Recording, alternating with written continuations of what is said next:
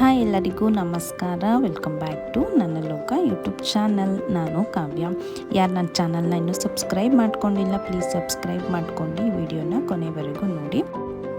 ಇಲ್ಲಿ ನನಗೆ ಬ್ಯಾಂಕಿಂದ 2800 ರೂಪಾಯಿ ಹಾಗೆ 1800 ರೂಪಾಯಿ ಅಮೌಂಟು ಬಂದಿದೆ. ಸೊ ಇದು ಬ್ಯಾಂಕಿಂದ ಬಂದಿದ್ದಲ್ಲ, ಒಂದು ಫೇಕ್ ನಂಬರಿಂದ ನನಗೆ message ಕಳಿಸಿದ್ದು.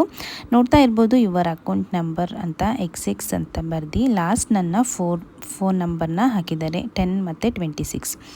Is credited by ₹2800 on 24/8/2024 1 UPI REF number ಬಾಯಿಗೆ ಬಂದಿದೆ. ಅದು ಒಂದು ನಂಬರ್ನ ಹಾಕಿ ಯುವರ್ ಮೊಬೈಲ್ ಲಿಂಕ್ಡೆಡ್ ಅಕೌಂಟ್ ಅಂತ ಮೆಸೇಜ್ನ ಕಳಿಸಿದ್ದಾರೆ.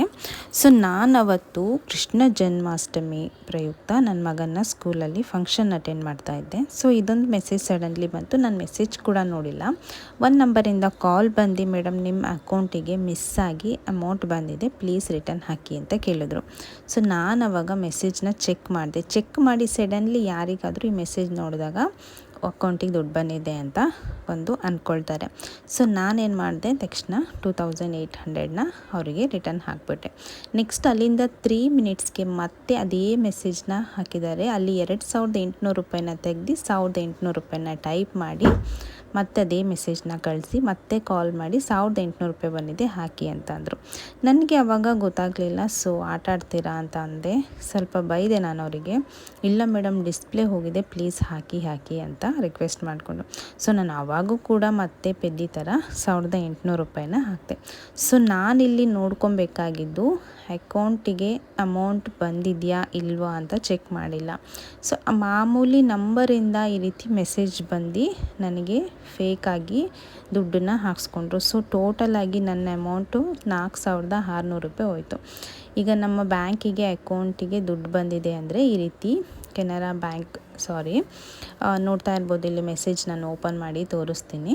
JD ಕೆನರಾ ಬ್ಯಾಂಕ್ ಅಂತ ಆ್ಯನ್ ಅಮೌಂಟ್ ಈ ಥರ 1000 ರೂಪೀಸ್ ನಮ್ಮ ಬ್ಯಾಂಕಿಗೆ ಕ್ರೆಡಿಟ್ ಆಗಿದೆ ಅಂತ ಈ ಥರ ಮೆಸೇಜ್ ಬರುತ್ತೆ. ಸೊ ನಾವು ಈ ರೀತಿ ಮೇಲಷ್ಟೇ ನೋಡ್ಕೊಳ್ತೀವಿ, ಅದನ್ನು ಒಳಗೆ ಓಪನ್ ಮಾಡಿನೂ ಕೂಡ ನೋಡ್ಕೊತಾ ಇರಲಿಲ್ಲ. ನಮ್ಮದು ಟ್ರಾನ್ಸಾಕ್ಷನ್ ಇರುತ್ತಲ್ವ, ಮೇಕಪ್ ಆರ್ಡರ್ಸಲ್ಲಿ ದುಡ್ಡು ಹಾಕೋದು, ನಾವು ಹಾಕೋದು. ಸೊ ಹಾಗಾಗಿ ನನಗೆ ಸ್ವಲ್ಪ ಕನ್ಫ್ಯೂಷನ್ ಆಯಿತು. ಬಟ್ ನಾನು ಬ್ಯಾಂಕಿಂದ ಬಂದಿದೆಯಾ ನಂಬರಿಂದ ಬಂದಿದೆಯಾ ಅಂತ ನಾನು ಚೆಕ್ ಮಾಡಲೇ ಇಲ್ಲ. ಸೊ ಹಾಗಾಗಿ ನಾನು ಮೋಸ ಹೋದೆ. ಮೊದಲೆಲ್ಲ ಹೇಳ್ತಾಯಿದ್ರು ಆಧಾರ್ ಕಾರ್ಡ್ ನಂಬರ್ ಕೇಳ್ತಾರೆ, OTP ಕೇಳ್ತಾರೆ, ಲಿಂಕ್ ಮಾಡ್ತೀವಿ ಅಂತ, ಈ ಥರ ಫೇಕ್ ಕಾಲ್ಸ್ ಬರುತ್ತೆ, ಹುಷಾರಾಗಿರಿ ಅಂತ. ಬಟ್ ಈಗ ಹೊಸ ಟ್ರಿಕ್ನ ಯೂಸ್ ಮಾಡ್ಕೊಂಡಿದ್ದಾರೆ. ಈ ರೀತಿ ಬ್ಯಾಂಕಲ್ಲಿ ಯಾವ ರೀತಿ ಮೆಸೇಜ್ನ ಕಳಿಸ್ತಾರಲ್ವ, ಸೊ ಅದೇ ರೀತಿ ಮೆಸೇಜ್ನ ಟೈಪ್ ಮಾಡಿ ನಂಬರಿಂದ ಕಳಿಸಿ ನಮಗೆ ಬ್ಯಾಂಕ್ ಅಕೌಂಟು ಚೆಕ್ ಮಾಡೋಕ್ಕೂ ಟೈಮ್ ಕೊಡದೆ ಅವರು ನಮಗೆ ಹಾಕಿ ಮೇಡಮ್ ಅಂತ ದುಡ್ಡನ್ನ ಹಾಕ್ಸ್ಕೊಂಡ್ರು. ಸೊ ನಾನು ಮೋಸ ಹೋಗಿದ್ದೀನಿ. ದಯವಿಟ್ಟು ನಿಮಗೆ ಯಾರಿಗಾದರೂ ಈ ರೀತಿ ನಂಬರಿಂದ ಮೆಸೇಜ್ ಬಂದರೆ ಸ್ವಲ್ಪ ಟೈಮ್ ತೊಗೊಂಡು ಅಕೌಂಟಿಗೆ ದುಡ್ಡು ಬಂದಿದೆಯಾ ಅಂತ ಚೆಕ್ ಮಾಡಿ ಆಮೇಲೆ ರಿಟರ್ನ್ ಹಾಕಿ. ಕೆಲವೊಬ್ಬರು ಮಿಸ್ಸಾಗಿ ಒಂದು ನಂಬರ್ ಮಿಸ್ಸಾಗಿ ಖಂಡಿತವಾಗ್ಲೂ ಬಂದಿರುತ್ತೆ, ಹೋಗಿರುತ್ತೆ. ನಾವು ಅದನ್ನು ಚೆಕ್ ಮಾಡಿ ಹಾಕೋದು ಒಳ್ಳೆಯದು ಅಂತ ನಾನು ಈ ವಿಡಿಯೋ ಮೂಲಕ ಹೇಳ್ತಾ ಇದ್ದೀನಿ. ಸೊ ಇದನ್ನು ನಾನು ಮೊದಲೇ ವಿಡಿಯೋನ ಮಾಡಿಟ್ಕೊಂಡಿದ್ದೆ ಹೇಳಬೇಕು ಅಂತ. ಬಟ್ ನನ್ನ ಪ್ಲ್ಯಾನ್ ಇದ್ದಿದ್ದು ನಾನೊಂದು ಐಫೋನ್ ತೊಗೊಳ್ಳೋದು, ಹಾಗೆ ಬರ್ಡೇ ಸೆಲೆಬ್ರೇಷನ್ ಮಾಡೋದು, ಅವೆಲ್ಲ ಇತ್ತು ನನ್ನ ಮೈಂಡಲ್ಲಿ. ಸೊ ಆ ಟೈಮಲ್ಲೇ ಇದೊಂದು ಮೂಡ್ ಆಫ್ ಒಂದು ಇನ್ಸಿಡೆಂಟ್ ಆಯಿತು. ಸೊ ಇದನ್ನೆಲ್ಲ ಹ್ಯಾಪಿನೆಸ್ ಆದಮೇಲೆ ಇದನ್ನು ಮಾಡೋಣ ಅಂತ ಈ ವಿಡಿಯೋನ ಇವಾಗ ಮಾಡಿ ಹೇಳ್ತಾ ಇದ್ದೀನಿ. ಸೊ ಇದೊಂದು ಜನರಿಗೆ ತುಂಬಾ ಯೂಸ್ ಮಾಡ್ಕೊಳ್ತಾ ಇದ್ದಾರೆ. ಜನರು ಏನೋ ಒಂದು ಕಷ್ಟಕ್ಕೆ ಅಂತ ಅವ್ರು ದುಡ್ಡು ಇಟ್ಕೊಂಡಿರ್ತಾರೆ. ಅದನ್ನು ದಯವಿಟ್ಟು ಈ ರೀತಿ ಮೋಸ ಮಾಡಿ ದುಡ್ಡನ್ನ ಮಾಡ್ಕೊಳ್ಬೇಡಿ.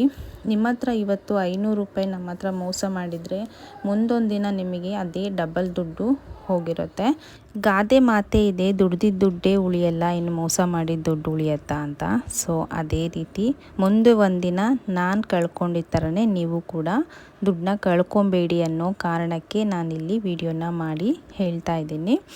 ನಿಜಕ್ಕೂ ತುಂಬಾ ಬೇಜಾರಾಗುತ್ತೆ ಜನಗಳು ಹೇಗೆಲ್ಲ ಮೋಸ ಮಾಡ್ತಾರೆ ಅಂತ. ನಾವೊಂದು ಎಜುಕೇಟೆಡ್ ಆಗಿದ್ದು ನಾವು ಮೋಸ ಹೋದ್ವಿ ಅಲ್ಲ ಅಂತ ತುಂಬಾ ಬೇಜಾರಾಗುತ್ತೆ. ಬಿಕಾಸ್ 1000 ರೂಪಾಯಿ ದುಡಿಯೋದಕ್ಕೆ ತುಂಬಾ ಕಷ್ಟಪಡಬೇಕಾಗತ್ತೆ. ಈಸಿಯಾಗಿ 1000 ರೂಪಾಯಿ ಯಾರೂ ಕೊಡೋದಿಲ್ಲ ಅಲ್ವಾ. ಸೊ ನಾನು ಕೂಡ ತುಂಬಾ ಕಷ್ಟಪಟ್ಟು ಇಟ್ಕೊಂಡಿದ್ದ ಅಮೌಂಟ್ ಅದು ನನ್ನ ಐಡಿಯಾಸ್ಗಳೇ ತುಂಬಾ ಇದ್ವು. ನನ್ನ ಬರ್ಡೇಗೆ ನಾನು ಏನೇನೋ ಐಡಿಯಾಸ್ಗಳಿತ್ತು, ಬಟ್ ತುಂಬಾ ಡಿಸಪಾಯಿಂಟೆಡ್ ಮಾಡಿದ್ರು ಅವರು. ಫೈನ್, ಹೋಗಿದ್ದ ದುಡ್ಡು ಮತ್ತೆ ವಾಪಸ್ ಬರೋದಿಲ್ಲ, ಸೊ ಹಾಗೆ ಅಂದ್ಕೊಂಡು ನಾನು ಕೂಡ ಸುಮ್ಮನೆ ಆದೆ. ಆ್ಯಂಡ್ ಇವತ್ತು ಮಾರ್ನಿಂಗ್ ಬ್ರೇಕ್ಫಾಸ್ಟಿಗೆ ನಾನಿಲ್ಲಿ ಬೀಟ್ರೂಟ್ ಪಲ್ಯ ಹಾಗೆ ಚಪಾತಿನ ಮಾಡಿಕೊಂಡಿದ್ದೆ. ಬೀಟ್ರೂಟ್ ಪಲ್ಯ ತುಂಬಾ ಬೇಗನೆ ಆಗುತ್ತೆ, ತುರಿಯೋದೇ ಸ್ವಲ್ಪ ಕಷ್ಟ ಆಗುತ್ತೆ. ತುಂಬ ಕ್ವಿಕ್ಕಾಗಿ ಸಿಂಪಲ್ಲಾಗಿ ಬೇಗನೆ ರೆಡಿ ಆಗುತ್ತೆ. ಏನಾದರೂ ತಿಂಡಿ ಬಿಸಿ ಬಿಸಿಯಾಗಿ ಇದ್ದರೆ ಬೇಗ ತಿಂದುಬಿಡಬೇಕು ಅಂತ ಕೂಡ ಅನಿಸುತ್ತೆ. ಹಾಗೆ ನಾನಿಲ್ಲಿ ಒಂದು ಟೂತ್ ಬ್ರಷಿಂದ DIY ಮಾಡ್ತಾಯಿದ್ದೀನಿ. ಏನಾದರೂ ಕ್ಲೀನ್ ಮಾಡೋಕ್ಕೆ ಈ ರೀತಿ ಯೂಸ್ ಆಗುತ್ತೆ ಅಂತ ವೇಸ್ಟಾಗಿರೋ ಟೂತ್ ಬ್ರಷನ್ನು ನಾನು ಇಲ್ಲಿ ಒಂದು ಚಾಕುವಿನಿಂದ ಸುಟ್ಟಿ ಈ ರೀತಿ ಮುಂದೆ ಇರೋ ಭಾಗನ ಕಟ್ ಮಾಡಿ ತೆಗಿತಾ ಇದ್ದೀನಿ. ಸೊ ಇದನ್ನು ಈ ರೀತಿ ಸ್ವಲ್ಪ ಬಿಸಿ ಮಾಡಿಕೊಂಡು ಇದಕ್ಕೆ ಅಂಟಿಸ್ಕೊಂಡ್ರೆ ಈ ರೀತಿ ಗ್ಯಾಸನ್ನಾಗಿರ್ಬೋದು ಅಥವಾ ಕಿಟಕಿ ಆಗಿರ್ಬೋದು ಇದನ್ನೆಲ್ಲ ಕ್ಲೀನ್ ಮಾಡೋಕ್ಕೆ ಯೂಸ್ ಆಗುತ್ತೆ ಅಂತ ಈ ರೀತಿ ನಾನು ಮಾಡ್ಕೊಂಡಿದ್ದೀನಿ. ಇವತ್ತಿನ ನನ್ನ ಪುಟ್ಟ ವ್ಲಾಗ್ನ ಇಲ್ಲಿಗೆ ಎಂಡ್ ಮಾಡ್ತಾಯಿದ್ದೀನಿ. ಈ ವ್ಲಾಗ್ ಇಷ್ಟ ಆಗಿದ್ದಲ್ಲಿ ಕಮೆಂಟ್ ಮಾಡಿ, ಈ ವಿಡಿಯೋನ ಆದಷ್ಟು ಶೇರ್ ಮಾಡಿ. Thank you all, take care, bye.